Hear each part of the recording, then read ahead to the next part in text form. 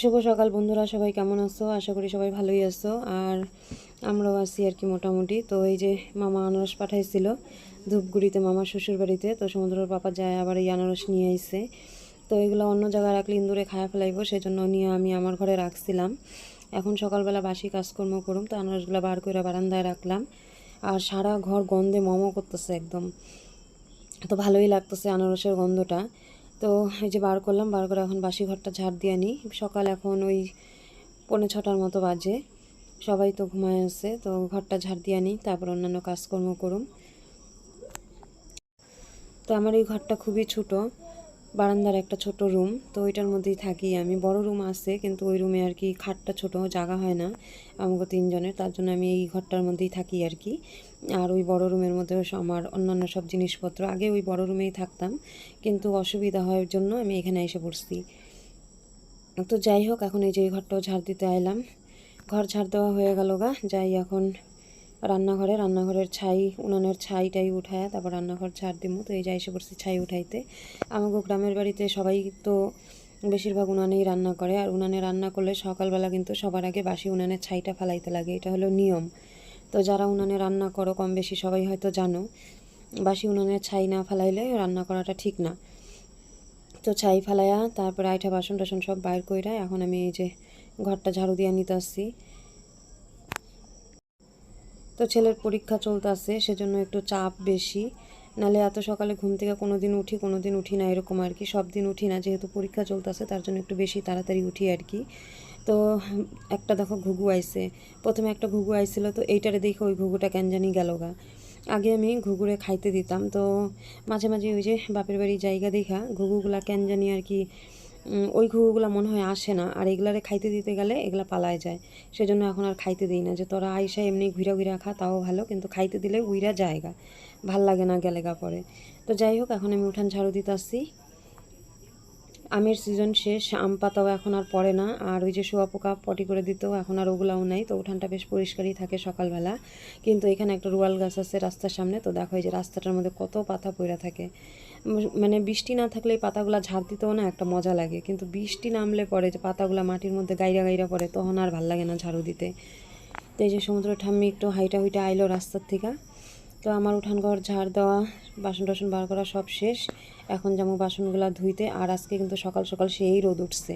তো ভালোই লাগতেছে রোদটা দেখতে, মনে হইতেছে কত জামা কাপড় আছে, যা আছে সব ধুয়া দিব। তো সকালবেলা রোদ দেখলে আমার কেন যেন খুব খুশি খুশি লাগে।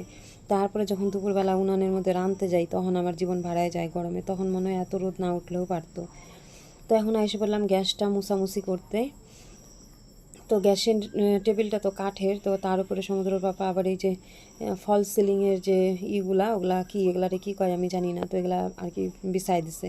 কাঠের টেবিলটা আর কি জল পড়ে পড়ে নষ্ট হয়ে যাইতেছিলো দেখে এগুলা বিছাইছে। তো ভালোই লাগতেছে, বেশ টাইলস টাইলস মনে হইতেছে। তো আমার বাসন মাজা হয়ে গেল গা। এখন এই যে ছেলে ঘুম থেকে উঠলো, ওরও শরীরটা অনেক দিন থেকেই ভালো না, মানে এখন যাও একটু ভালো হয়েছে, কিন্তু শরীরটা খুব আর কি ক্লান্ত ক্লান্ত।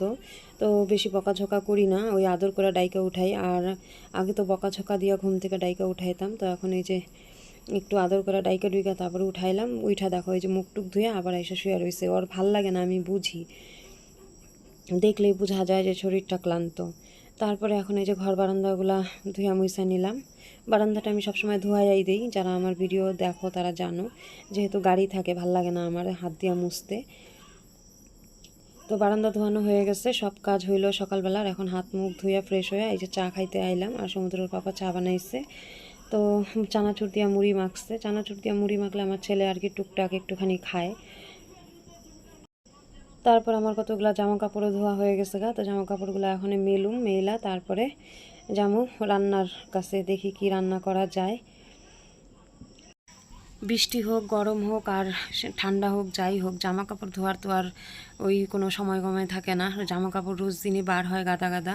তো যাই হোক, ধুয়া টুয়া সব মেলা টেলা দিলাম। আর সমুদ্রের বাবা এই জায়গায় যে একটুখানি পান্তা ভাত ছিল, না খেয়ে কাজে যাইতে চাইছিল, মানে খালি চা মুড়ি খায়। তো আমি বললাম একটুখানি পান্তা ভাত আছে, খায়া যাও, পেটটা শান্তি থাকবো। এই গরমের মধ্যে পান্তা ভাত তো এমনিও শরীরের জন্য ভালো। তো লঙ্কা দিয়া পান্তা ভাত খাইতেছে, আর চোখ মুখ দেখো কেমন করতেছে, বলে পুরা ঝাল লাগিয়ে গেছে। তো ওই যে আনারসগুলো আইনা আবার রান্নাঘরে রাখছি, কারণ কোন সময় যে ছাগল বারান্দায় যায় সবগুলারে ভক্ষণ দিয়ে দিব তার ঠিক নেই। তারপরে এই যে ভাত বসাইলাম, সকালে আর দুপুরেরটা আজকে একবারই রান্না করে নিই, আর ছেলেরে নিয়ে স্কুলে যাইতে লাগবো। ওর বাবা যেহেতু কাজে যাইব, তো আমারই যাইতে লাগবো আর কি। আমার একদম ভাল লাগে না স্কুলে যাবে 1.5-2 ঘন্টা বসে থাকতে। তো কাজে যাইব, তাহলে তো আর কিছু করার নাই। আর ওর দাদুও একটু ব্যস্ত আছে অন্যদিকে। তো যাই হোক, রান্না করুম। আর হলো এইদিকে ছেলেরে বসাইছি আমার সামনেই পড়াইতে, কারণ রান্না করতে গেলে আবার ছেলেরে একটু না পড়াইলেও হয় না। তো একটা মানুষ তার 2 দিকে সামাল দিতে পারে না, সেজন্য রান্নাঘরেই আইসা ওরে পড়তে কইলাম। আর যেহেতু গরম, খুব রোদ উঠছে, সেজন্য জামাটা খুইলা দিছি খালি গায়ে, সেজন্য ওরে আর কি দেখাইলাম না। তো এখানে দেখো পটলগুলো না আজকে একটু অন্যরকম করে কাটছি। সবসময় তো ওই যে উপরের সবুজ ছালটা ফালাই দিয়া ভাজি, ভাল লাগে না কেন জানি। তো আজকে একটু ছুইলা নিলাম। তো আজকে প্রথমবার এমন করা পটল ভাজুম, কেমন লাগবো খাইতে জানি না। তারপরে ভাই যে বাঁধাকপি কাটতাছি, বাঁধাকপি রান্না করুম আজকে। এর আগে একদিন একটা বাঁধাকপি আনছিল, এত ভাল লাগছে খাইতে, তো আবার একটা আনতে কইছি। তো আজকে একটা না 3-3টা বাঁধাকপি নিয়ে আইছে, তো একটাই রান্না করুম। তো এখনকার খাওয়া এইটুকুই, পটল ভাজা, বাঁধাকপির ঘন্ট, আর হইলো ভাতের মধ্যে আলু সিদ্ধ দিছিলাম। এই দিয়ে সকালের খাওয়া হইব, পরে স্কুল থেকে আইসা যা রান্না করার করুম। তো পটল ভাজাটা হয়ে গেছে গা। আর এই যে পটল ভাজলে এই একটা সমস্যা, তেল পুইরা একদম কালা হয়ে যায়, না ফালানো যায় তেলটা, না রাখা যায়। তো এই তেলের মধ্যেই আমি এখন এই যে বাঁধাকপিটা রান্না করে নিতে আসছি, টমেটো দিছি। তো এই আনসিজনে বাঁধাকপি খাইতে বেশ ভালোই লাগলো এর আগের দিন, তো আজকেও আশা করি ভালোই লাগবো। তো চলো এখন সবাই মিলে খাওয়া দাওয়াটা সাইরে নিই। তো এই যে ছেলেরও ভাত দিয়ে দিছি, ওর ঠাম্মি আমি, আমরা 3জন খাইতে বইছি। আর ওর দাদু বাড়িতে নাই, আর ওর বাবা তো দেখলাই পান্তা ভাত খায়া কাজে গেছে। তো খাওয়া দাওয়া করি, কইরা তারপরে এখন যাবো স্কুলে। আমার তো সকালের খাবার যদি শুকনা লঙ্কা আর পেঁয়াজ দিয়া আলু মাখা হয়, তাহলে আর কোনো কিছুই লাগে না। তো এই যে আলু মাখা আজকে কাঁচা লঙ্কা দিয়েই মাখছি, সাথে পটল ভাজা, বাঁধাকপি এই দিয়েই খায় নিলাম।